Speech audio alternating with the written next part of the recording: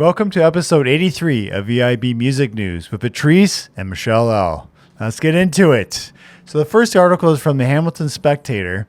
An award-winning music teacher, Raquel McIntosh at the Adelaide Hoodless Elementary School in Hamilton, Ontario, Canada, adopted to extreme overcrowding by shifting to a mobile music program after losing her dedicated classroom. Using a grant from Music Counts, she utilized carts, equipment, and with instruments and technology to deliver music education directly inside standard classrooms. Pretty awesome, eh? Such a cool idea. Yeah. That is so creative. It's very creative. Oh my God. Well, and too, like the Music Counts is such a big organization for this kind of stuff, right? Yeah. So they'll give grants, they give so much, and that's actually sponsoring, like not sponsoring, but they're going to be with us with our fundraiser. Yeah. And on November 21st, 2026 at Sermonti's. Just saying. But yeah, no. So it's really cool that they were able to do this, and I don't know how to do this with this. How do you do this? It's all this technology, I tell you. But yeah, so basically what it is so it got so overwhelmed by the amount of students that were coming to this school that they had to take out her dedicated music class room set for this. So what she had to do is go to this mobile. Oh, don't worry about it. That's fine. Go to this mobile. How do I go back to this? Go back to docs? Yeah, we're figuring this out live. Think we would have had to figure it out before. But yeah, sorry. But back to that. Yeah. So what she did is just put all the musical stuff on a cart and goes right to that classroom to teach music. And I found it really cool. She's also teaching production stuff and AI and technology and everything with this music program that she does. That's fantastic. So it's even better that she's adapting, all this new stuff, new technology into music. Well, along with like your traditional instruments and everything, right? So no, that's great. Yeah, we want to hear more about this stuff too. And like I said, let us know what you think about this. I think this is something that very innovative and very quick thinking. Yeah. And a great shift of like, okay, we're going to classroom music. Let me adapt to what we have to do, or let me come up with something to be able to do that. This kind of reminds me of the way of life anyways, right? You're just like just shifting and adapting to whatever's going on, because that's the biggest thing in change is change. If that makes no, what did I say? Hold on. What, did I say that wrong? No, the biggest the biggest change. The biggest change is change. What? I don't know. You know what? Life's changing. Oh my goodness. So adapt, yeah. Yes. We'll move on from that. Really cool what you're doing, Raquel. Keep killing it. Keep killing it, because that isn't great what you're doing. And same with Music Counts. Keep doing what you're doing as well. So yeah, we'll move on from that. So this article from Guitar World. So Fender CEO Edward Bud Cole defended the company's recent legal actions to protect the Stratocaster body shape following backlash over cease and desist letters sent to competitors. Based on a German court ruling, Fender aims to stop the dilution of its design legacy by targeting companies producing similar instruments while shifting from aggressive demands towards dialogue. Which is cool, because this is now the CEO of Fender kind of coming back, and he's putting his words into it. Mm-hmm. So he had a seminar kind of talking about this and just going through everything that he's saying he wants to do. He's not saying they have to destroy it. He just wants to keep that Stratocaster legacy. And that's what I think what he's really trying to do with this, because he's saying it was such an innovative instrument that he wants to keep it like original to the Stratocaster Fender style, right? Or a lot of these other companies they're taking it, but they're making it their own kind of thing. And he doesn't want that, I guess, for the Stratocaster and for Fender, right? So that's not the vision of it. That's not the vision of it, right? And I think it's kind of, I don't know, a 50-50. I'm kind of I know. You know, I don't know. I get it. And let us know what you think about that, and let us know your take on Yeah. it, because like I said, I'm 50-50 against it and for it. And you said I know. you're the same, right? Yeah, I'm definitely on the fence on this one for sure. Yeah, because it's like a cease and desist. Like they sent the letters to, it was like a family business that runs it in the States that was making them. They said basically stop making them, right? So I don't know, like a mom and pop kind of shop guitar maker was basically told to shut down. Yeah. Which I don't like. You know? I don't know how I don't know how I feel about that. You know, PRS is a bigger company, and they're the ones that kind of got the letter as well too. So it's kind of crazy to think that you want to shut down. Like maybe PRS, they can get by. I think they'll be all right. But the mom and pop shop that would basically destroy them and make them shut down. So I don't know. Is it worth to do that? Like, is it infringing on your sales and your vision that much that you have to do something like that? Yeah. Maybe it is. I don't know. Like I said, I'm 50-50. Me too. You too? Me too. All right. Yep, all right. Me too, for sure. And this next article from CNN. So President Donald Trump, yes, we got to mention Donald Trump, spoke directly with Live Nation CEO Michael Rapino in February 2026, shortly before the company secured a surprise antitrust settlement with the DOJ. Newly disclosed documents reveal heavy involvement with the White House allies in this settlement, which bypassed the DOJ's own trial team and has prompted scrutiny over political interference. What? Yeah, right away. I thought you didn't want to talk politics. I No, don't. I'm joking. When politics interfere in what they're trying to Yeah. do and trying to say there is a antitrust and basically Live Nation is taking over the whole market. Yep. And it's like, okay, no, this is why they're taking it, because they got the backing of all the political people. Absolutely. You know, like the president kind of coming in and be like, no, wait a sec. They're good. Yeah. Let's move on.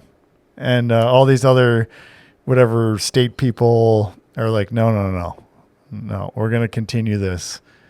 And then the federal government's trying to shut them down and say, no, we agree with Live Nation. They're fine. Yeah. And they're like, no, you're not. So another 50-50, I think, for me. Like, I agree and I don't kind of thing, right? Because I think politics need to be involved to kind of set up the policies to make this from happening. But it's the kind of like they're not agreeing with each other as well.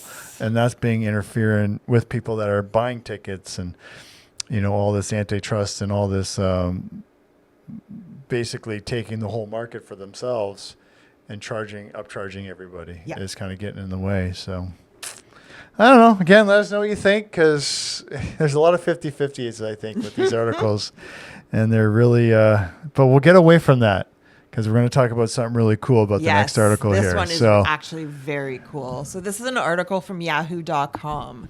So Galen Buck Walter, apologies, a 69-year-old quadriplegic research psychologist and punk musician, is utilizing brain-computer interface, BCI technology, to compose and mix music by decoding neuronal signals. The system, enabled by 6 implanted microelectrode arrays from BlackRock Neurotech, demonstrates the potential for BIC to restore creative autonomy and communication to individuals with severe motor impairments. This is so cool. Yeah, right? And I think they're just getting the technology up and running for this. And he's kind of like a guinea pig with it. Yeah. You know, like he's kind of like, he's come up with it. And now he wants to kind of just roll with this and just make it, you know, more known to people too, because a lot of people might not think this is even possible. Absolutely. Yeah. So, and being a musician himself, I'm sure like it was so difficult for him to get to do this and to get to actually make music. Absolutely. Being a quadriplegic. So I totally understand why he would want to be involved. Yeah. Like, this is crazy. Yeah, I know. It's crazy. I love it. And he's been in the punk band for 29 years called Siggy. Siggy. Love it. Yeah. Yeah. 29 years. 29 years, because wow. he's had this quadriplegic. He's been quadriplegic. Yep. Sorry, let me rephrase that. Since he was young, I think he had a diving accident. I think that's what it was. And so, yeah, but he adapted and he made those kind of like, it's not the same idea, but kind of adapting to the change that, or the circumstances that have happened to you, right? Absolutely. You're not going to just take that and be like, I can't play music. You're like, no, what can I do I'm to gonna make find a music? way. Exactly. Yeah. Educate yourself and try to get what you need to kind of get the tools to keep making I just find music. it's very inspirational at the same time too. Oh, very inspirational. You know, like I think with anything out there, and especially with technology, everyone's, saying how bad it is almost with the AI technology and everything, but there's still a lot of good with the technology. There is. And I think I agree. with this, I really want to put it out there. If we can put it out there with music, I think I really want to do like stories like this. Absolutely. Like what things can help you if you're blind, you're deaf, like just certain things that can help you if you have a challenge. Yep. Or whatever it is to try to make music no matter what your abilities are. Yeah. No, it's great. And make music accessible for everybody. Agreed. Yeah. Agreed. Because it should be. It should. Doesn't matter whatever it is you have. It Yep. should be accessible for everybody. Yeah, they're packed with like micro electrodes. It monitors like 384 channels across his motor skills, motor sensory, frontal cortexes, all this smart stuff, that I don't know what it means. But yeah, electrodes that go into their signal your brain Absolutely. to do your brain stuff. Setting signals. Yeah, send signals to your brain to do stuff, to make music, smart stuff beyond my capabilities to come up with. But now my favorite. You're going to talk about one of my faves. Kanye West. Yeah. All right. This article is from hotnewhiphop.com. Kanye West has scheduled a July 4th, 2026 concert at the Alamo Dome in San Antonio, Texas, which has faced severe backlash from local officials due to the artist's history of anti-Semitic rhetoric. Mayor Gina Ortiz Jones and District 9 Councilwoman Misty Spears are leading efforts to cancel the event or protest the city-funded venue's involvement. Oh, and I didn't want to talk about politics, but it just seems to be like politics are just kind of just being thrown into every situation almost that you look at, right? How do you feel about it? I think it's bullshit. I think he should play. I mean, he's making music. And if he goes on about anti-Semitic stuff at a concert, yeah, shut it down. And that should be the stipulation. You mention anything about anti-Semitism, you're done. We pull the plug on the concert.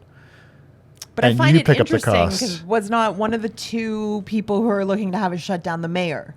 Yep. But it's a city-funded concert. Well, that's the thing, right? So I'm confused.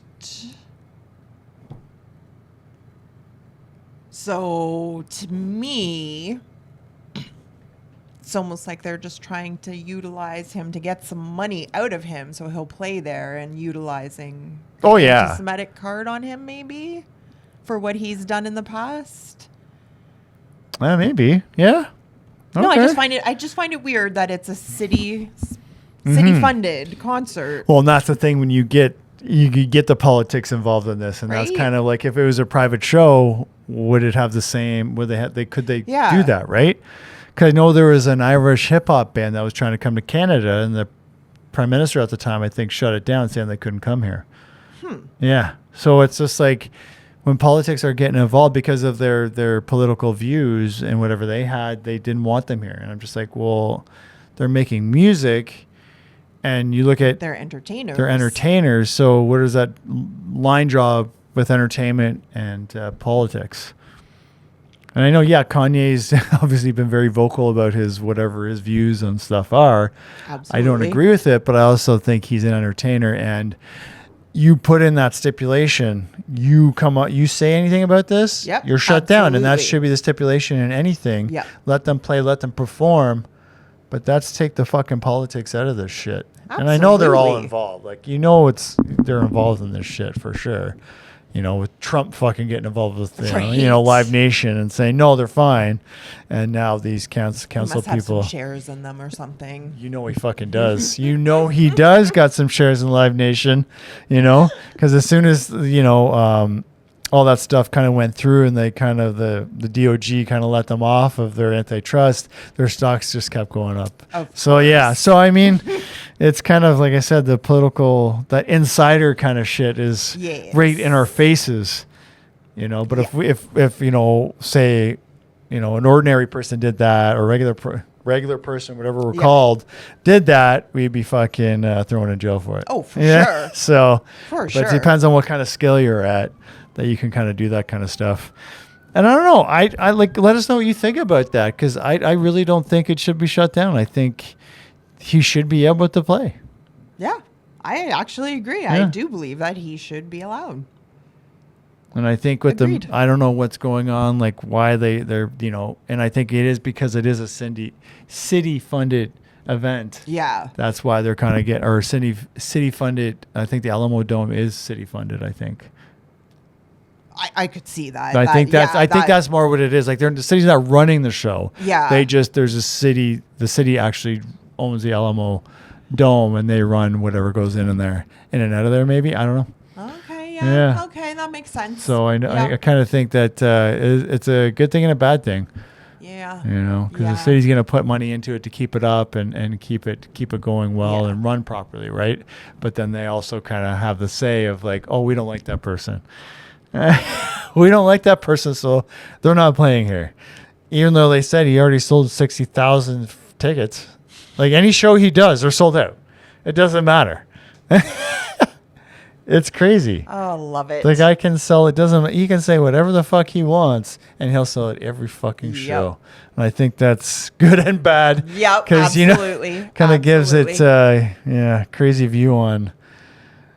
Your crazy views can kind of just be out there, and nothing's going to be affected by it. So I don't think they're going to shut this down. I have a feeling it's a lot of money for everybody, and I think at the end of the day, they're going to see a lot of influx of you get restaurants and like just inadvertently making money off of this event. Yep. You know, with all the city stuff that people do. Agreed. Yeah.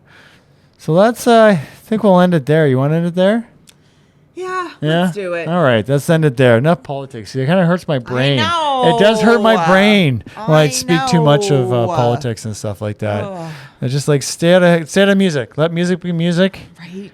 And do your political stuff that you got to do. Well, I guess we talk about music and everything in between, right? Yeah, so but when like I said, politics are involved in music. Yeah. Whether we like it or not. It's got to come up sometime. Exactly. So thanks for joining us in episode 83 of EIB Music News, and we'll catch you on the next one. All right. Absolutely.